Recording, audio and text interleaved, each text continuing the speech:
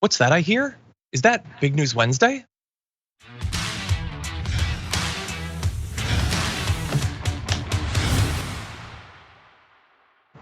Indeed it is. It's Big News Wednesday. I'm John Arola. That's Jayar Jackson. Jayar, how's it going? I feel like I need to start having like a wardrobe change, since I goes from like 3 minutes ago. I was just on my show wearing the same thing, and I pop in, it's like nothing changes. We need to tighten this up a little bit. Yeah, I don't know. I was watching the Golden Globes last night, and between basically every time the host talked, he put in a different outfit. Why can't you do those switches? Of course, you probably don't have 6 people ready to like. Bro, I was just gonna say that. Yo, we need to send a letter to Jank. Someone is involved with this and be like, listen, I need a wardrobe, a whole rack right here next to me. I need 3. I need 3 assistants. I mean, okay, because you have the rack. Bro, we're not supposed to be exposing me like this. You know what? I know that like nobody cares about the studio anymore and nobody comes here anymore, but I think you and I should take a stand. We should keep trying to improve this place. We've been talking about having some sort of recharging station for like phones and laptops and stuff. I'm gonna make that happen. Anyway, this is all behind the scenes. That's not Big News Wednesday. No, the news is Big News Wednesday. And we've got some pretty big news to talk about, including further updates on the Joe Biden doc scandal, which is every bit as serious as the one Donald Trump was suffering under. We're gonna take a look at what the GOP has been doing in the House. They've actually been passing some stuff, and they're about to pass some other stuff, and it's horrible. And hey, remember when the Republicans were like, okay, so we're like outlawing abortion and we're gonna be locking up the doctors and stuff like that, because that's what you do in an advanced Western nation. But we're not gonna lock up the women. Yeah, about that. We're gonna be talking about that in a little bit. And then also Andrew Tate, just great updates on Andrew Tate. I'm here for it. In the aftermath though, if you stay for the full show, and if you're listening on the podcast, watching on linear platforms, remember, you can always go to our YouTube channel and watch the clips of what goes on in the aftermath. But that said, Kenny Clips has acquired some video that Tesla didn't want you to see. That's gonna be fun. Also, should we be digitally cloning our dead relatives? We're gonna have a little debate going on in a little bit, so should be fun. In advance of that, please hit the like button, share the stream so people know we're live. And if you want to send us any comments, tweets, or super chats, we'll respond as we go. But with all that said, JR, are you ready to start the show? Yeah, I'm thinking about the cloning. That's amazing. I can't wait. It's gonna be a fun one. Maybe my favorite story of the day. But before that, we got this, so let's jump into it. We've already broken down the many ways in which the Joe Biden document scandal is very different from the Trump one, but we knew that it would fall on deaf Republican ears, and indeed they're continuing to press what they see as a fake advantage over Biden, with James Comer, the chair of the House Oversight Committee, saying President Biden has been very critical of President Trump mistakenly taking classified documents to the residence or wherever. I don't even know where. I don't know where it was. Nobody really knows. Who's to say? And now it seems like he may have done the same. How ironic. Again, that's not what irony is, but more importantly, that paragraph is something. President Trump mistakenly taking it. You know, it's like when he tracked toilet paper up the stairs to his plane. The classified docs were just stuck to the bottom of his shoe, and he accidentally brought them home with him or whatever. What do you mean mistakenly? They packed them up, and you could even, if that had been it, you could say that that was a mistake, that they just bundled them up with other docs. That appears to be what happened with Joe Biden, but you lose the mistakenly when you refuse to give them back when you're repeatedly asked to. And also, he took them to the residence or wherever. No, he took them to Mar-a-Lago.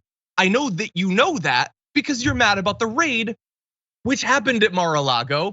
And Biden appears to have done the same. No, he does not appear to have done the same. He didn't intentionally pack up documents from the White House and bring them to his personal residence and then refuse to give them back for literally years. He had some at an office he worked at, and he gave them back as soon as he found them. But whatever, I don't want to get between James Comer and his false equivalents, JR. Yeah, this is one of those things. I had Mayor Mondale Robinson on watch list yesterday. And we mentioned a little bit of this whole thing that was going on, and he was pointing out, and it's very easy because it's a gift to basically these MAGA folks. And this is a good illustration of it right here with what James Comer was saying. It doesn't have to make sense. It doesn't have to have any validity to it. It can be just them spouting off what they want to say because of how ironic, without it actually matching up with anything else. It's a gift because they don't have to actually prove anything to folks. They don't have to have cohesive thought processes. They just have to say it and go, isn't that messed up? And then their followers go, oh yeah, it is messed up. Totally, it's exactly the same thing. It's what happened, exactly. And in order to do that, you have to eliminate some of the details, which of course you did there. It went to the residence or wherever, and this is exactly the same thing. But if you actually point out the facts of each of the cases, it's actually not exactly the same thing. But if they're being honest, they could say, look at what Joe, the president, is now done after talking all this trash, or his subordinates and supporters talking all this trash about President Trump.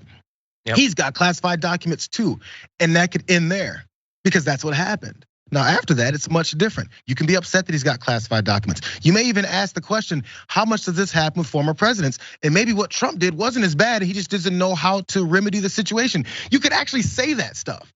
Yeah. But you can't, because you're not looking for any actual factual conversation about this. You're looking for revenge points and got you. And that's how Republicans in power will go forward. I'm just sick of like the news that we cover having to necessarily cover relatively dumb people who are incentivized to pretend to be even dumber than they are. That's the tagline of American politics. It's not like we're starting with the smartest people in positions of power, and everything about their base, the media, the news cycle, all of that incentivizes them to appear to be as dumb as humanly possible. So congratulations, James Comer, you hit the mark for today. Anyway, that said, I want to turn to Joe Biden. He was asked about this at a news conference in Mexico City. Let's jump directly into this video. They immediately call the archives, turn them over to the archives.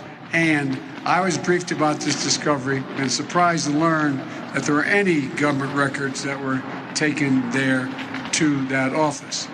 I've turned over the boxes, they've turned over the boxes to the archives, and we're cooperating fully with the review, and which I hope will be finished soon, and there will be more detail at that time.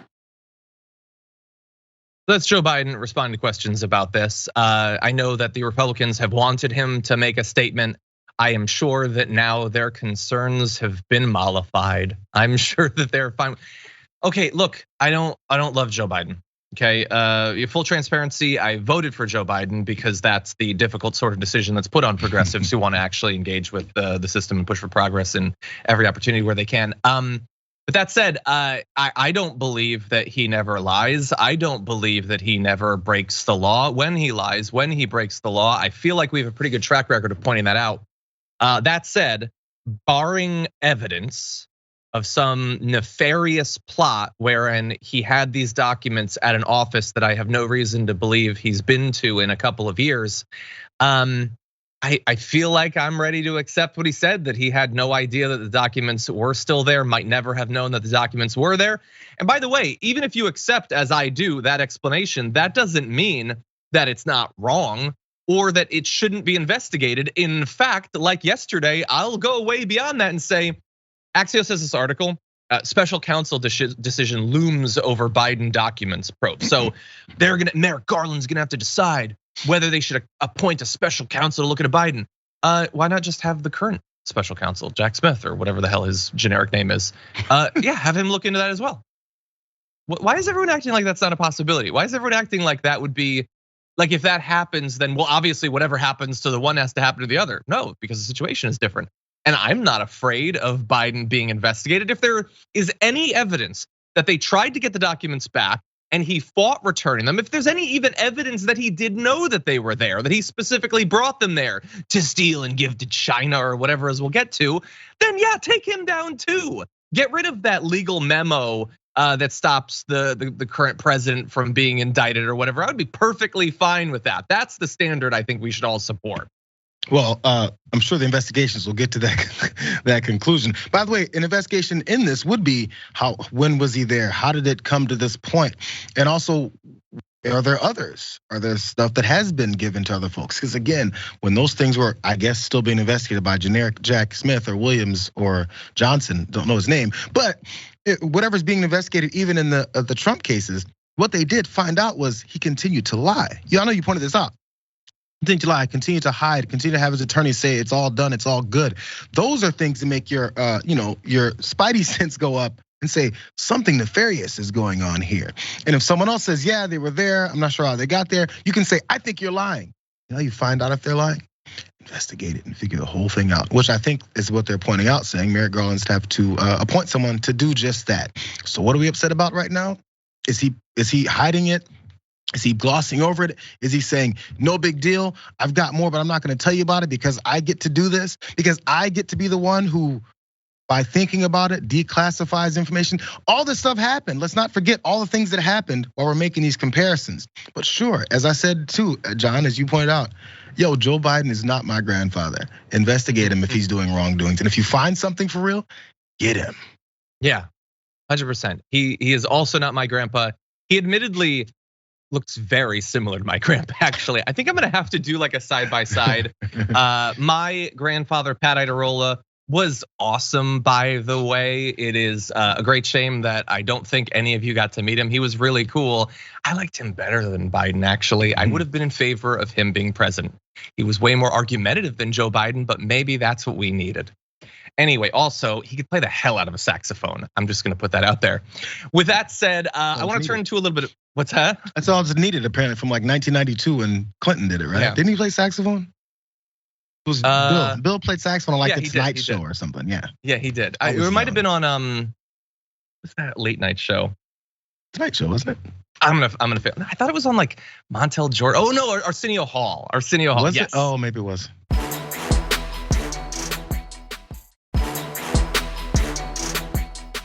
Yes, in any event, we'll talk more about old people playing the saxophone in our break. I wanna get to a little bit of fun, so let's jump right into this next video. Sounds a little similar, Carl? Well, there are differences, but you can't make this stuff up, but there are differences. For example, how many documents? In Biden's case, there appear to be about 10. In the case of President Trump, hundreds. How did they get there? We don't yet know how the documents got to the Biden office connected with his activities on behalf of the University of Pennsylvania.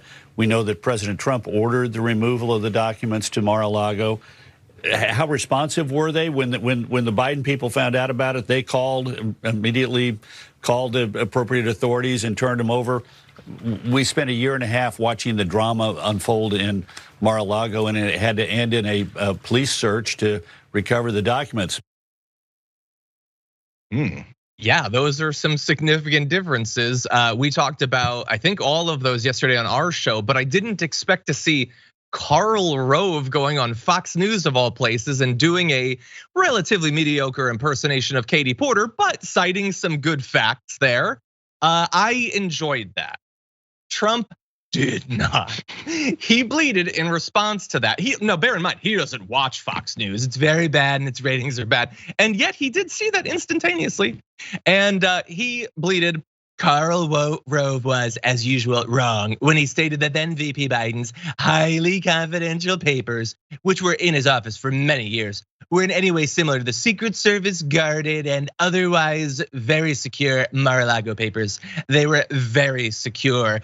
I tricked people by having no locks on the closet because who would be fool enough to put classified docs in an unlocked closet? It's the ultimate subterfuge.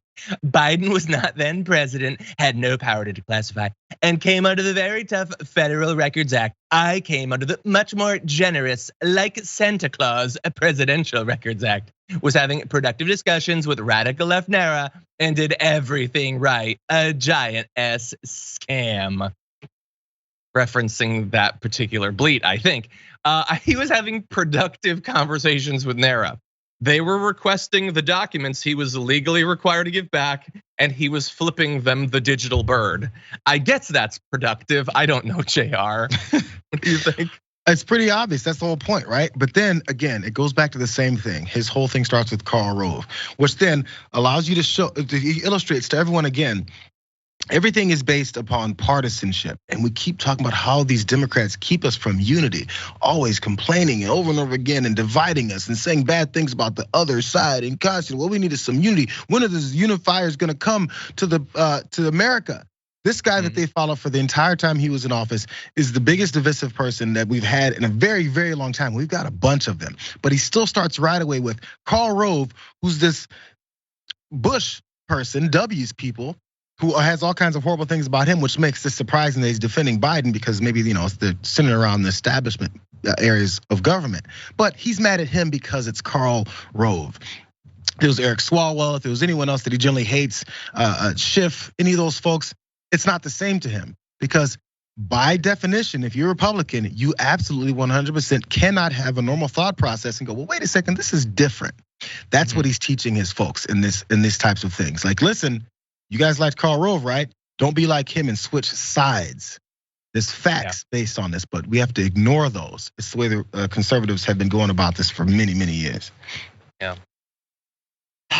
I mean, certainly in the earlier segment, James Comer was ignoring some inconvenient facts about this story. Also, just quick side note, there's gotta be at least one frame in that where Karl Rove was holding up the whiteboard that could be made into a meme. I would love it if members of our audience would use that and send some to me on Twitter. Anyway, look, as deranged and as fact-free as Donald Trump's first bleat was, he goes even crazier in the second, saying, and I swear this is what it really says, Biden's documents are highly confidential. Many pertain to Ukraine. How does he know that? We have no idea what the documents are about. Okay, where Hunter was raking in the dough and funded by China, which gave 55 million to Biden through Penn and Sean Penn, and probably had easy access. Was the old Crow's boss, China-loving Coco Chow, involved? Just asking? But you say just asking. You don't just ask just asking. Do you not know how just asking works? Anyway, okay, so he knows what the docs are about, even though nobody else appears to know what the docs are about. Hunter was raking in the dough and was funded by China. I don't know if he's saying that Hunter Biden was funded by China or if the documents were funded by China, but apparently Biden got $55 million. I would love to see some evidence of that. I don't believe Biden has $55 million, let alone got it in one lump sum from China or Ukraine or the former Secretary of Transportation. I don't know, it's all over the place. What do you think is what are these called? I think they're called like criminal boards. What do you think Donald Trump's criminal board looks like when he truths out things like that? How many different people have been connected in this spider web of conspiracy? Now we've got Mitch McConnell's wife, who the whole point about that aspect is to throw in the racial tones there again about how much, again, it's letting everyone know I'm a huge racist and I'm even gonna go after Mitch McConnell's wife on this, who was in your administration. Let's not forget that part. But still, from that to connecting all these different pieces, I'm sure the people that still follow him are still like somewhere in their brain, they're like, I don't know what the hell he's talking about. But sure, I'm on board. I'll repeat that stupidity too. And if you don't think so, check out any time they've been interviewed outside of a rally. That's what they do. It's just madness, Jayar. He has no idea what he's saying, and he doesn't care because he doesn't have to. Again, incentives. How many like people who have been to a Trump rally are like, that's a bridge too far? I think there are some leaps in logic there. Not a single person. No. Anyway, we're gonna continue to track this, but for now, we do have to take our first break. We come back, we're gonna be touching base with what's going on with the House. They've been making some insane moves, and we're gonna be breaking them down after this.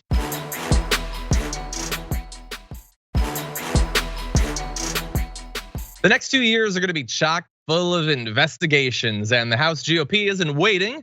They've spooled up their new committee with a perfectly party line vote to create their committee that's gonna look into the weaponization of the federal government.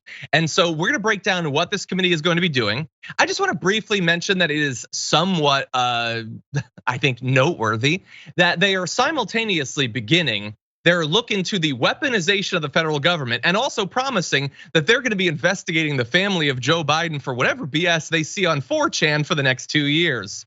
Just thought that was interesting. Anyway, The new subcommittee is officially known as the Select Subcommittee on the Weaponization of the Federal Government. It's going to be housed under the House Judiciary Committee, which means that Jim Jordan is going to be responsible for it.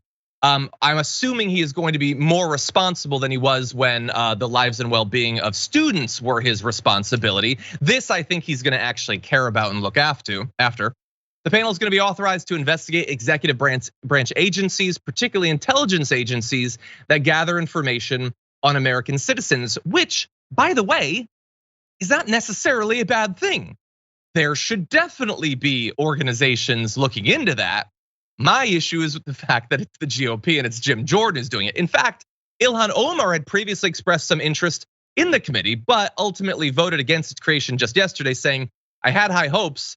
It looks like it's going to be about grievances. It looks like it's going to be about folks who are already under investigation trying to protect themselves. And I think that she's probably onto something, because already they've telegraphed the two of the things they're going to be looking into is any investigation whatsoever into Donald Trump. So they want to protect him from these investigations. Any investigation into January 6th, they want to protect the people who tried to overthrow the US government from any consequences.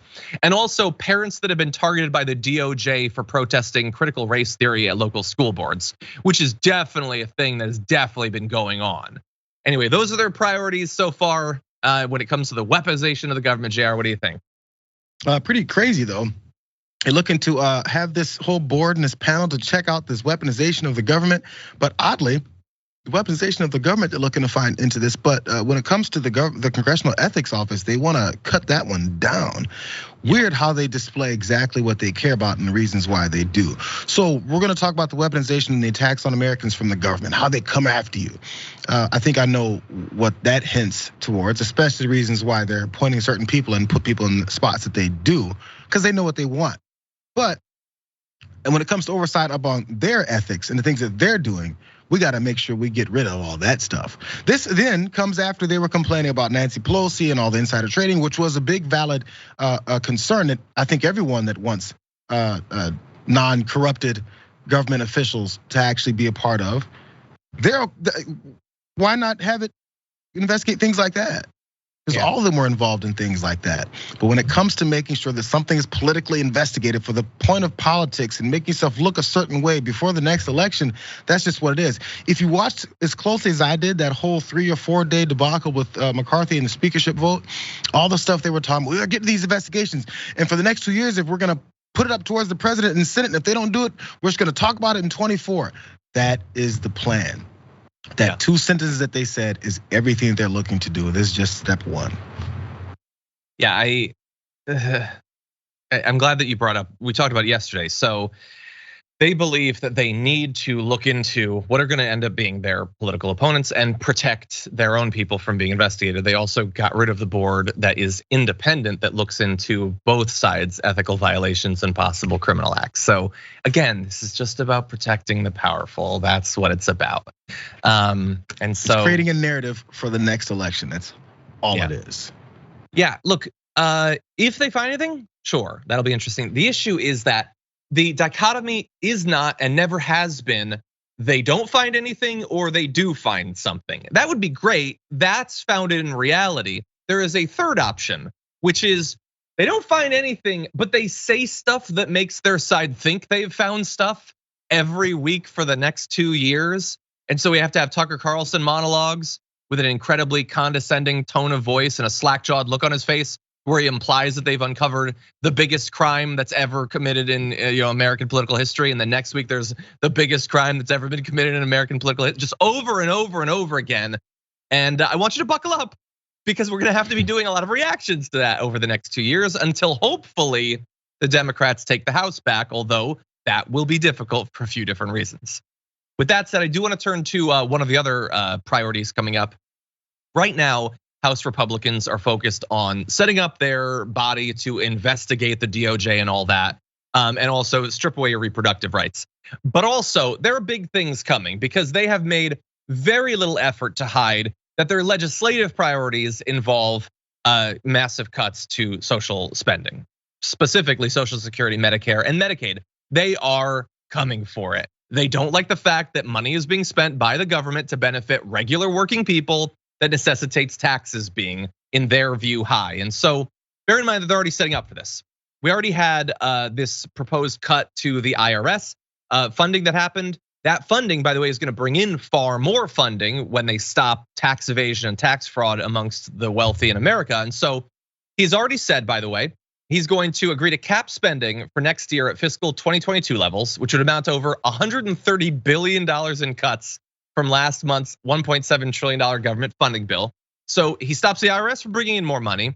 He's pledging that he's going to do these big cuts. So pressed on whether changes to the entitlement programs such as Medicare and Social Security were part of what's going to happen coming up very soon with the debt ceiling, he said he's not going to predetermine anything, which I find to be highly reassuring. If somebody is threatening you and you ask if they have a gun in their pocket and they say, I don't want to predetermine the weapons I have, then I stop sweating immediately. No, he is saying that because he doesn't want to admit publicly in the news months before the debate that they are definitely looking to cut all of these incredibly popular necessary programs. But he doesn't want to say that they're not going to do it because then that would be a lie that he could be called out on. So he is being a weasel and being evasive in a way that you and I, who this is not our first day in this rodeo, knows exactly what he's saying. They took power. They immediately stopped any oversight over themselves, and now they're gonna stick a thumb in the eye of the people, the very people who voted for them. Because think about how many poor conservatives desperately need their Social Security checks, are on Medicare and Medicaid. And now they have voted in the people who are going to economically devastate them, but it's definitely coming. Jayar, what do you think? So McCarthy doesn't want to predetermine anything. I'm going to focus on that part. So entitlement programs, Medicare, Social Security, which we know Republicans for a long time have been talking about wanting to get rid of, privatize, screw people over because they're being told by the folks that pay them to do this, or they just generally hate the American people. Whichever one, take the one you'd like. But when asked about it, he says he doesn't want to predetermine anything. This guy was hell-bent on being Speaker of the House for years, has been working on that. That's why the whole vote took so long. It's why those 20 or so holdouts did what they did, because they knew this is of utmost importance to Kevin McCarthy. Do you think someone who's had this many plans this far in advance to become Speaker and maybe even try to find a way to position himself even more in his party politically hasn't thought about this? He doesn't want to predetermine it. He's definitely predetermined it in his mind. And by the way, Kevin, if you haven't predetermined the way you're gonna approach these things, since you're talking about the cuts so much, aren't you an incompetent piece of garbage?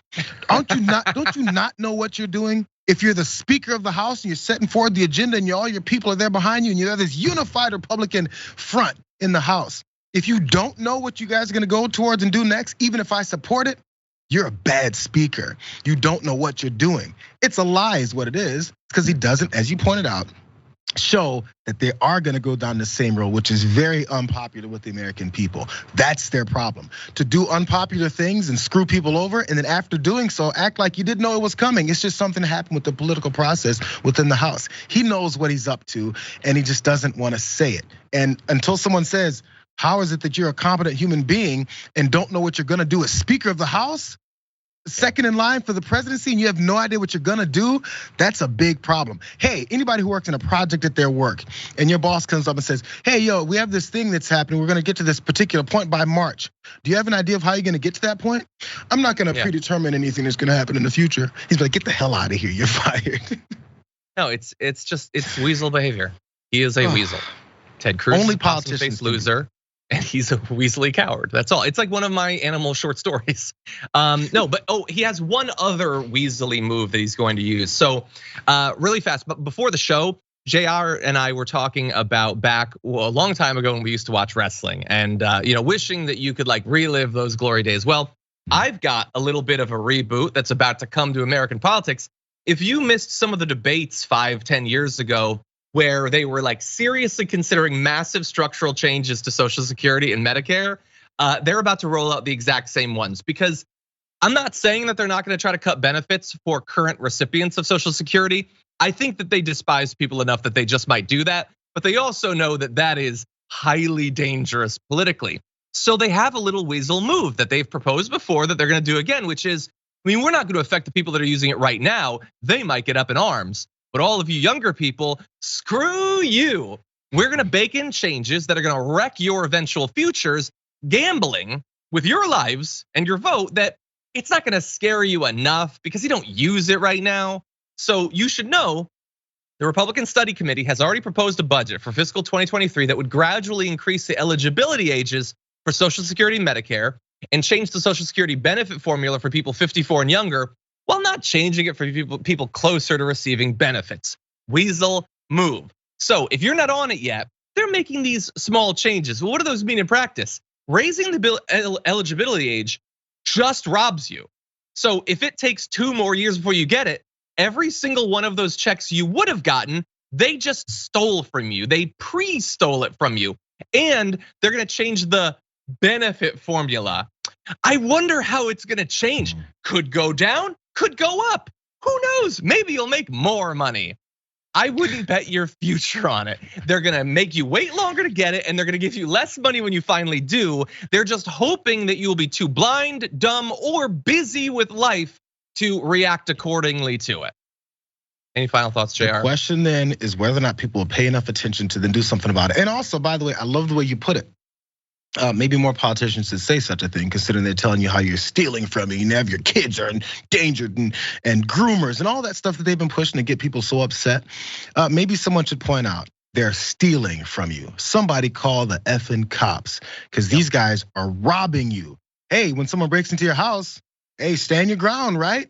Hey, castle law, whatever the hell they talk about when they call it. What happens when somebody's in your bank account taking your money? Because by the way, which I think someone pointed out, which I say all the time too, hey, this is our money. Yep. This is my money.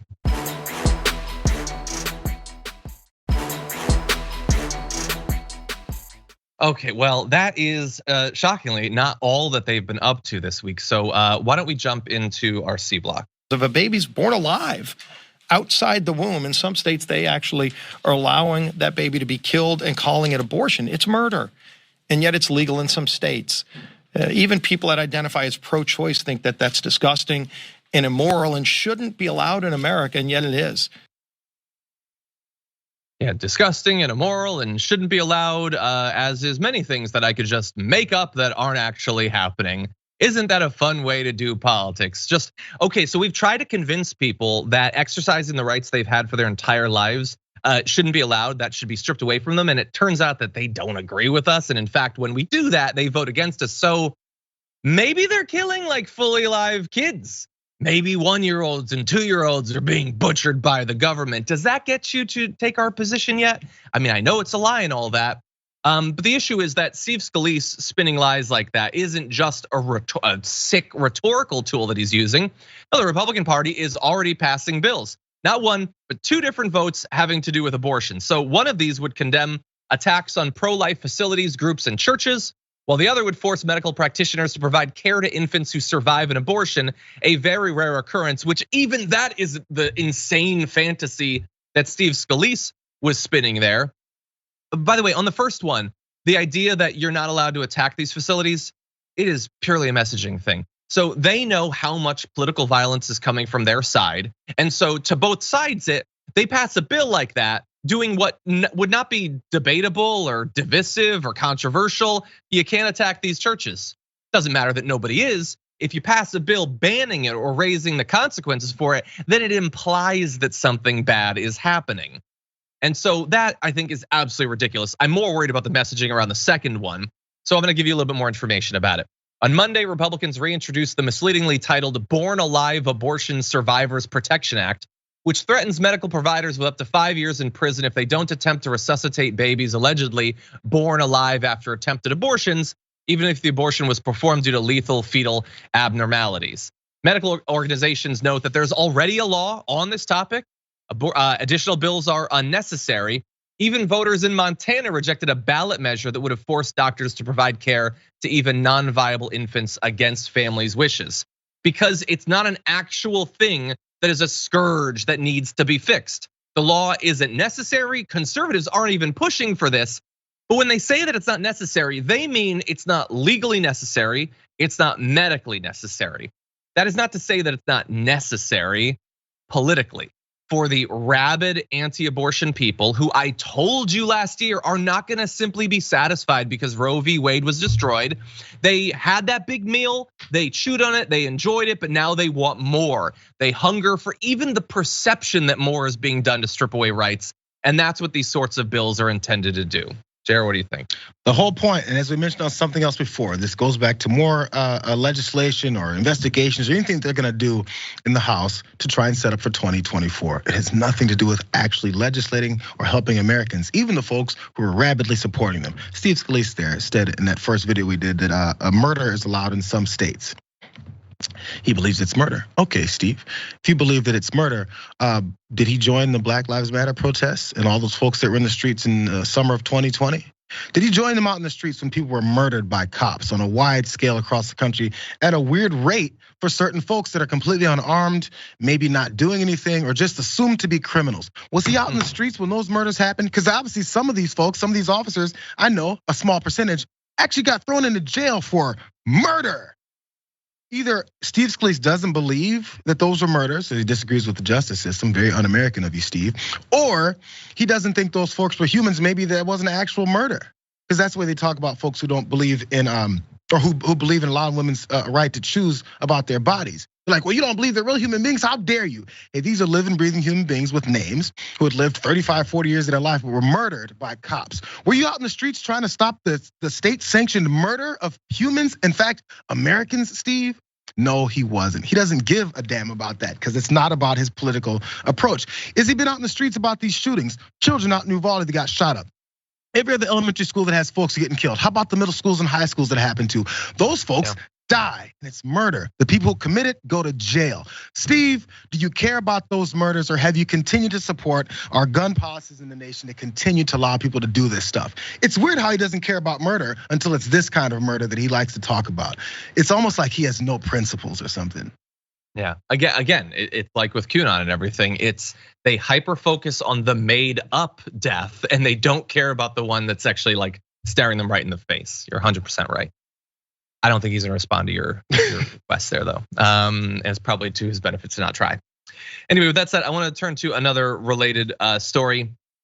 Yes, last year after Roe v. Wade was destroyed, the Republicans who finally had gotten what they wanted, they had been chasing that car and they finally caught up to it, did an about face, rhetorically, implying that, oh, we don't want any more. We're not going for like IVF or anything. We're not gonna be like doing any more restrictions or whatever. And above all else, let us reassure you that we are not going to be trying to lock up women. We're not gonna be doing that. It's just the doctors, as if that's not reprehensible enough. We're just trying to lock them up. We're not coming for anyone else.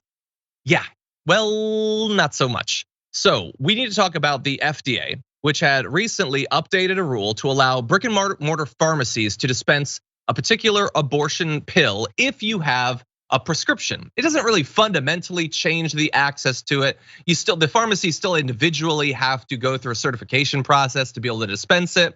Many of the states with these hard bans against abortion aren't going to allow it to happen anyway. But that said, some AGs want to reassure you that you shouldn't get like any thoughts about crossing borders or whatever and bringing this stuff back, because they will still be prosecuting. Not the pharmacist, not the doctor who's doing the prescription, but the actual person consuming the medication. So this is Steve Marshall, Attorney General for Alabama. AL.com reported that Marshall said that he was open to prosecuting women who take abortion pills, even though Alabama's abortion law explicitly targets abortion providers for prosecution and says that women who receive abortions should not be subject to criminal charges. However, Marshall's office thinks it's found a way around this so that women who take abortion pills can be potentially thrown in jail. Taking one more small step towards Gilead right there. We told you this. We told you this, we told you this. They were lying all last year. They just didn't want more people to turn against them in the midterms. And it turned out that it was a devastating effect on the midterms for them. And when Ronna McDaniel was saying just a couple of weeks ago that we're recalibrating on abortion, we're turning to other topics. Yeah, Ronna McDaniel's gonna say that at the top, but it's state legislatures, the House majority for the Republicans, their AGs, their Supreme Courts, no, full court press to strip away even more rights and indeed to lock people up for exercising their reproductive rights. Jayar, what do you think? Only last thought about this. As you point out, they point out folks are hyperventilating over this issue. Well, was the hyperventilating right or wrong? I look forward to us replaying a lot of things that they said versus what they're doing. That's all. Look, because again, they need their base, their rabid anti-abortion base, which is 20-25% of the country, whatever, to support them. Not necessarily so they can win elections, although they don't want those people to turn on them, but they desperately need them to support them individually, or else another Republican is just going to run as being more anti-abortion. And so despite the fact that they destroyed Roe v. Wade, the battle is going to continue. Anyway, with that said, we do have to take our second break. When we come back, we're gonna be talking about stoves. Not generally something we focus on a lot on the show, but there's good reason now, so don't go anywhere, we'll be right back.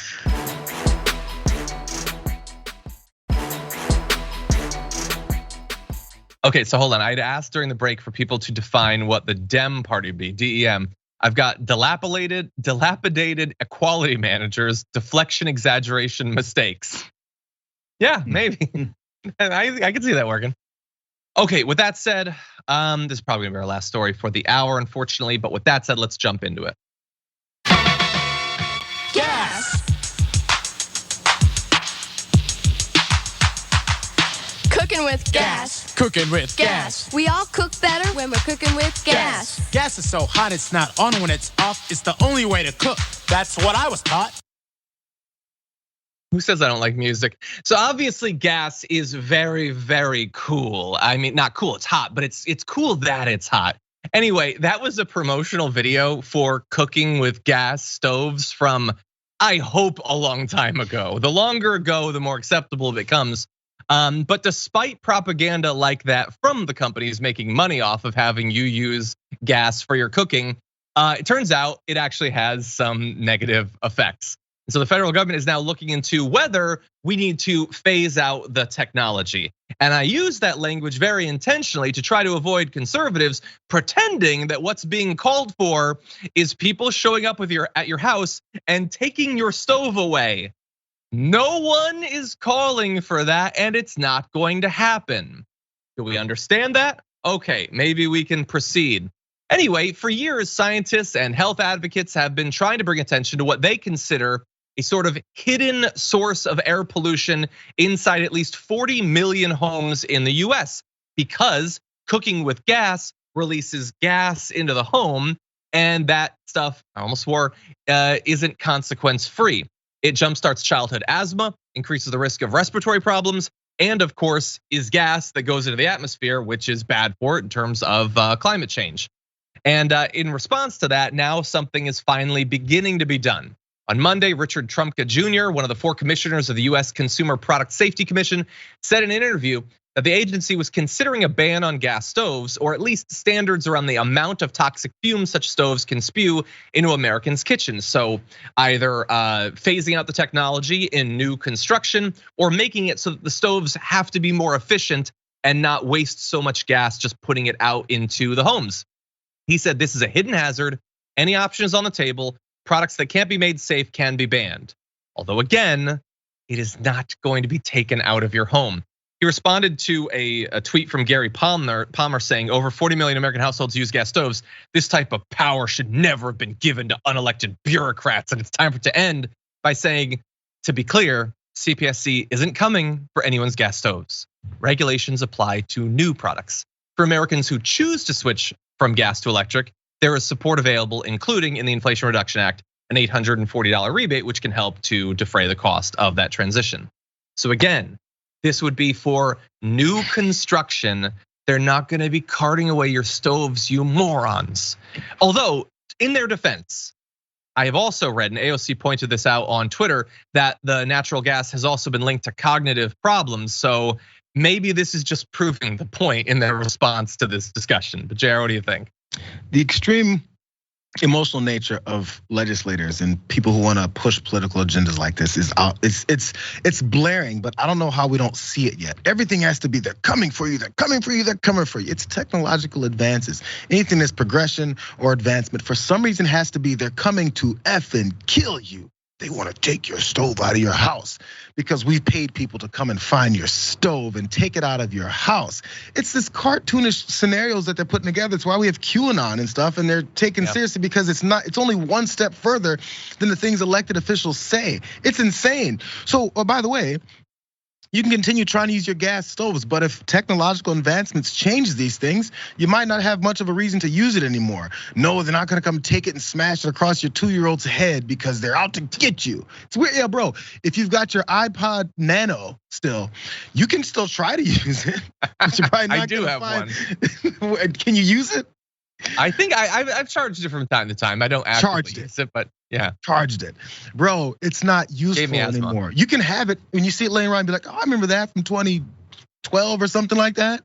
You can have it, but it may not really work for your life anymore because the world has moved on. These people want to be stuck in this old age. It's craziness. Exactly, yeah. So like, I guess pointing out that burning methane and other chemicals releases nitrogen dioxide, carbon monoxide, formaldehyde. It gets into your lungs, significantly raises the chance of your child having asthma. Is that, what about save the children? You didn't really mean it. You didn't actually mean, like, I get it. You've got a gas stove and you have been trained by Fox News to believe that literally anything changing ever is Hitler stuff.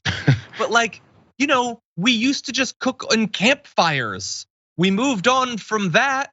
Sometimes progress is a good thing. And again, you're not being forced to do it. With that said, I want to turn to another aspect of this. Let's launch into this next video.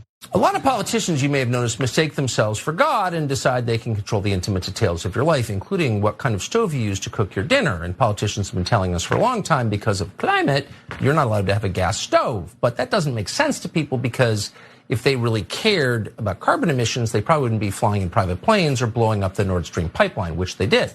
So now they have a new tack to get rid of gas stoves. The Consumer Product Safety Commission is deciding on whether to ban gas stoves totally because of safety. Safety? We've had these stoves for over 100 years. It's totally fine to give fentanyl to addicts, but a gas stove is a threat to your life? Right. And what has actually happened? And I ask this seriously. This isn't a dumb, shallow, rhetorical question. I used my staff of producers to look into the negative health effects of it. But he didn't. He doesn't care. He's not interested. The data of those 100 years show that kids who grow up in households that have the gas stoves are far more likely to have respiratory problems. This is not disputable at this point.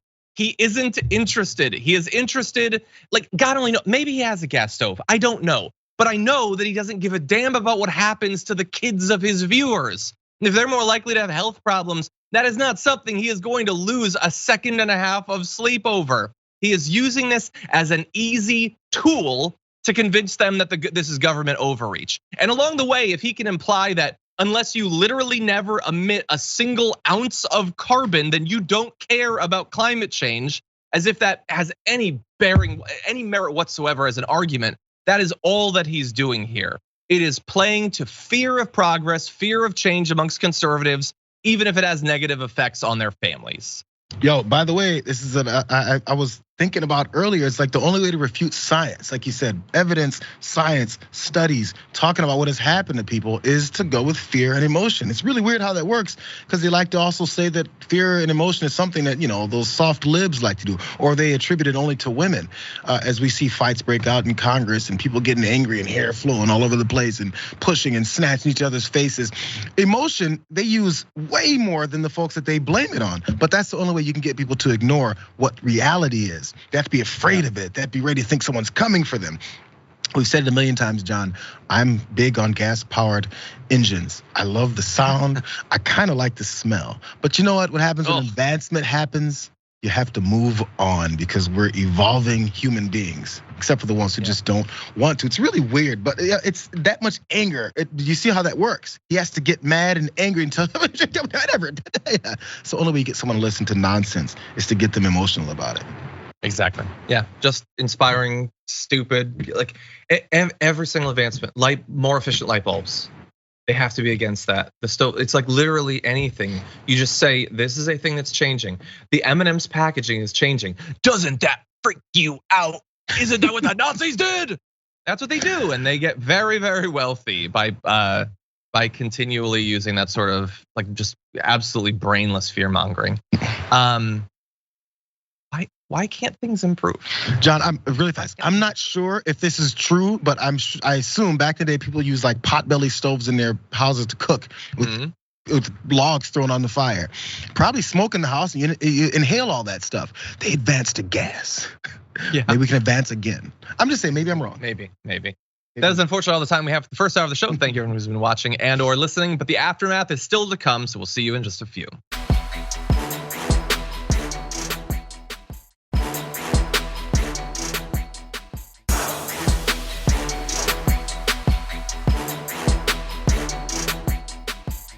Thanks for listening to the full episode of The Damage Report. Support our work, listen ad-free, access members-only bonus content, and more by subscribing to Apple Podcasts at apple.co/TYT. I'm your host, John Adarola. I'll see you soon.